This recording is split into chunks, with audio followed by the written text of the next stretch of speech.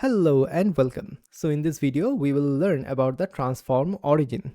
So in the last video, we have covered the transform rotate, and as you can see, the default behavior is to rotate the element basically by its center point. Okay, so we can change that. So let's go to the documentation on MDN of transform origin, and the transform origin CSS property sets the origin for an element's transformation. Okay, quite simple.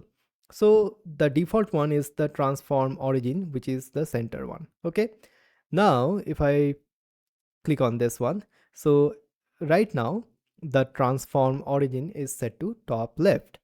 Then we have this syntax as well. We can add like some pixels, right? So if the origin will be like 50 and a 50 pixel from the top and 50 pixel from the left. Okay, and we have some other things as well, like bottom right and 60 pixel, and this is a little bit of the complicated thing, but most of the time I'm quite happy using the keywords basically. Okay, so let's demonstrate that.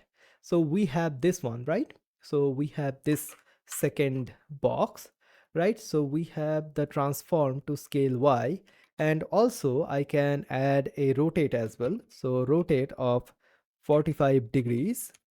All right. So if I do that, as you can see, it is getting rotated.